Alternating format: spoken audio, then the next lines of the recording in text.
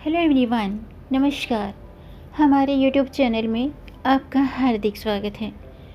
दोस्तों, वैशाख माह के शुक्ल पक्ष की 9वीं तिथि को सीता नवमी के रूप में मनाया जाता है। इसी दिन माँ सीता का जन्म हुआ था। इस दिन विधि विधान से माता सीता और भगवान श्री राम की पूजा अर्चना करनी चाहिए। हिंदू धर्म में सीता नवमी का बहुत अधिक महत्व होता है। सीता नवमी के दिन विधि विधान से माँ सीता और भगवान श्री राम की पूजा अर्चना करनी चाहिए। आज की वीडियो में हम जानेंगे कि सीता नवमी की पूजा का शुभ मुहूर्त, पूजा विधि और माता सीता की कृपा पाने के लिए मनवांछित फलों की प्राप्ति के लिए किए जाने वाले खास उपाय। साथ में जानेंगे कि रावण के करीब आते ही क्यों घास का तिनका उठा लेती थी सीता माता। बहुत कम लोग इस बात को जानते होंगे कि जब सीता हरण हुआ था तो रावण के करीब आते ही सीता माता एक तिनका उठा लेती थी, घास का तिनका। वो तिनका क्यों उठा लेती थी, आज की वीडियो में आपको बताऊंगी। तो वीडियो शुरू करने से पहले दोस्तों, आपसे एक खास बात, अगर आप इस चैनल पर नए आए हैं और पहली बार आए हैं तो जल्दी से इस चैनल को सब्सक्राइब कर दीजिए और बेल आइकन बटन प्रेस कर दीजिए ताकि आने वाली वीडियो देख सकेंगे आप सबसे पहले। और जिन्होंने चैनल सब्सक्राइब कर दिया है, यानी कि अपना प्यार इस चैनल को दिया है, उनका दिल से आभार, बहुत बहुत धन्यवाद। दोस्तों, इसी तरह इस चैनल के साथ जुड़े रहिएगा। ये आपका अपना चैनल है और वीडियो को अंत तक ज़रूर देखिएगा ताकि कोई भी जानकारी छूट न जाए, क्योंकि दोस्तों आधी अधूरी जानकारी से पूरा लाभ नहीं मिलता है। इसलिए हमारे साथ अंत तक बने रहिएगा। तो आइए शुरू करते हैं। दोस्तों, सीता नवमी का पावन पर्व 10 मई मंगलवार को मनाया जाएगा। इस दिन माता सीता की विधिवत पूजा करने से सुख समृद्धि और सौभाग्य में वृद्धि होती है। सुख समृद्धि का आशीर्वाद प्राप्त होता है। रामायण के अनुसार भगवान श्री राम ने सीता माँ का हरण करने वाले रावण को और उसके पापों की सजा देते हुए वध कर दिया था। रामायण के यूँ तो कई रोचक किस्से प्रचलित हैं। इनमें से एक सीता माता से जुड़ा है। माता सीता का रोचक किस्सा, जिसमें सीता रावण को देखते ही अपने हाथ में घास का तिनका उठा लेती थी। रावण जब सीता जी का हरण करके लंका ले गया था, तब माता सीता अशोक वाटिका में वट वृक्ष के नीचे बैठकर केवल प्रभु श्री राम का स्मरण और चिंतन करती रहती थी। रावण बार बार आकर सीता जी को धमकी देता था, लेकिन सीता जी कुछ नहीं कहती थी।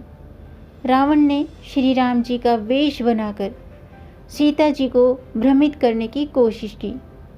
रावण थक कर हार कर जब अपने शयन कक्ष पहुंचा, तब मंदोदरी ने पूछा कि आपने राम का वेश धरा था, फिर क्या हुआ? रावण ने कहा, जब मैं राम का रूप लेकर सीता के समक्ष गया, तब सीता मुझे नजर नहीं आई। लंकापति रावण भी हार मानने वाला नहीं था। उसने फिर से सीता माता के करीब आने का प्रयास किया। वह सीता माता के पास जाकर बोला, मैं तुमसे सीधा सीधा संवाद करता हूँ कि तुम कैसी नारी हो कि मेरे पास आते ही घास का तिनका उठाकर उसे ही घूर घूर कर देखने लगती हो। क्या घास का तिनका भगवान राम से भी ज़्यादा प्यारा है? रावण के इस प्रश्न को सुनकर सीता माता जी की आंखों से आंसुओं की धारा बह निकली।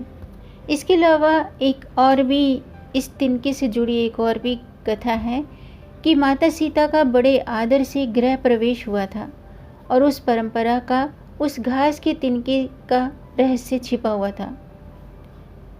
जब नई बहू ससुराल आती है तो उसके हाथ में कुछ मीठा पकवान बनाने की परंपरा है। सीता माता जी ने उस दिन अपने हाथों से खीर बनाई थी और राजा दशरथ समेत सभी ऋषि मुनियों को खीर परोसी। सीता माता ने जैसे ही खीर परोसना शुरू किया, तभी जोर से एक हवा का झोंका आया। सभी ने अपनी अपनी पत्तल संभाली।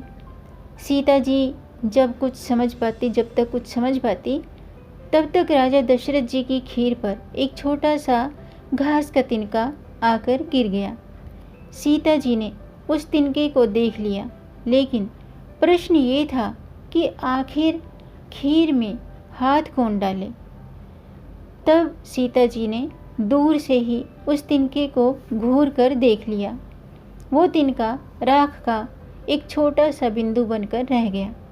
सीता जी ने सोचा कि किसी ने नहीं देखा, लेकिन राजा दशरथ ये सब देख रहे थे। फिर राजा दशरथ चुप रहे और अपने कक्ष में चले गए। वहाँ सीता जी को बुलाया। राजा दशरथ जी ने सीता जी से कहा कि मैंने भोजन के समय तुम्हारा चमत्कार देख लिया था। आप साक्षात जगत जननी का दूसरा रूप हैं। लेकिन एक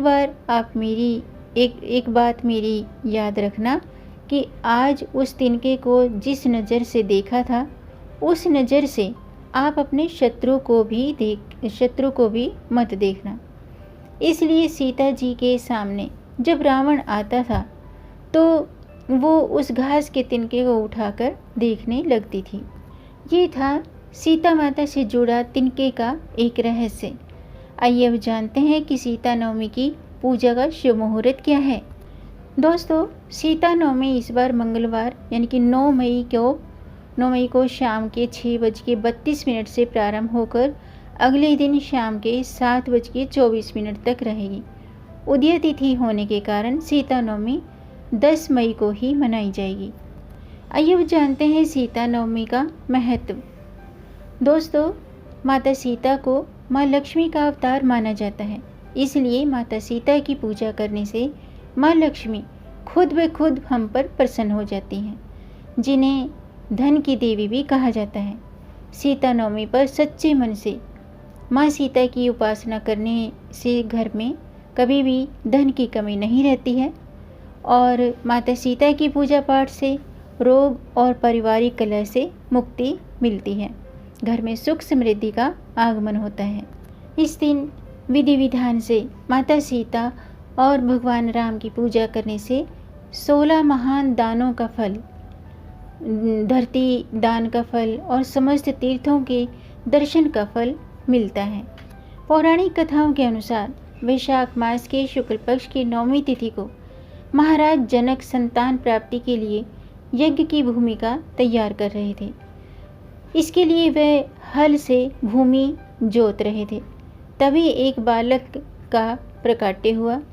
जोती हुई भूमि और हल की नोक को भी सीता कहा जाता है, इसलिए उस बालिका का नाम सीता रखा गया। इस पर्व को जानकी जयंती के नाम से भी जाना जाता है। माता सीता का विवाह अयोध्या के राजकुमार श्री राम के साथ हुआ था और उनके 2 पुत्र भी थे, जिनको लव और कुश के नाम से जाना जाता है। आइए अब जानते हैं सीता नवमी की पूजा विधि।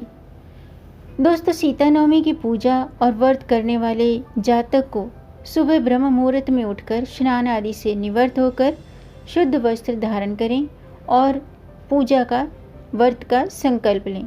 इसके बाद एक चौकी पर लाल वस्त्र बिछाकर माता सीता और भगवान श्री राम की प्रतिमा स्थापित करें।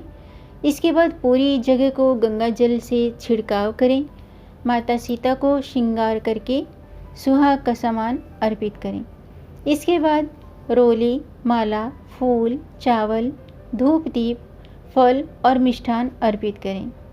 तिल के तेल या फिर गाय के शुद्ध घी से दीपक जलाएं और फिर माता सीता की आरती उतारें। इसके बाद 108 बार माता सीता के मंत्रों का जाप करें और सीता चालीसा का भी पाठ करें। शाम के समय भी सीता माता की पूजा अर्चना करें और अपने सामर्थ्य के मुताबिक दान जरूर करें। इस दिन अगर आप उपवास नहीं करते हैं तो अपने सामर्थ्य के मुताबिक अच्छे काम करें, दान दक्षिणा दें, ज़रूरतमंद व्यक्तियों की मदद करें और ज़्यादा से ज़्यादा सीता माँ का स्मरण करते हुए उनके मंत्रों का जाप करें। मंत्र इस प्रकार हैं: ओम सीताय नमः, श्री सीताय नमः या फिर श्री सीतारामाय नमः इस मंत्र का जाप करें। मंत्र फिर से सुन लीजिए, श्री सीताय नमः या फिर श्री सीतारामाय नमः। इस मंत्र का आप जितना भी जाप करेंगे तो माँ सीता की और भगवान श्री राम की कृपा हम पर हमेशा बनी रहेगी।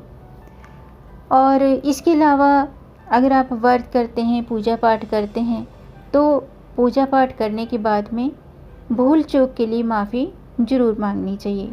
ऐसा करने से भगवान श्री राम और माता सीता की कृपा हमेशा बनी रहती है। तो दोस्तों, आज का वीडियो मैं समाप्त करती हूँ। उम्मीद है आपको ये जानकारी पसंद आई होगी। अगर आपको जानकारी अच्छी लगी हो तो लाइक के बटन को प्रेस कर दीजिए और इस जानकारी को आगे बढ़ाकर अपनी फैमिली में, अपने फ्रेंड्स में ज़्यादा से ज़्यादा शेयर भी कर दीजिए ताकि औरों को भी इससे लाभ प्राप्त हो। और अगर आपका कोई प्रश्न है या कोई सुझाव है तो कमेंट बॉक्स में ज़रूर लिखिएगा। मेरे चैनल को सब्सक्राइब ज़रूर कीजिएगा ताकि आने वाली वीडियो देख सकेंगे आप सबसे पहले। वीडियो को अंत तक देखने के लिए आपका बहुत बहुत धन्यवाद।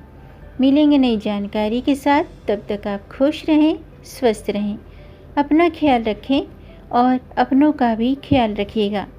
जय श्री राम, जय हनुमान। सीता नवमी की आप सबको हार्दिक शुभकामनाएं। जय श्री हरि, हर हर महादेव।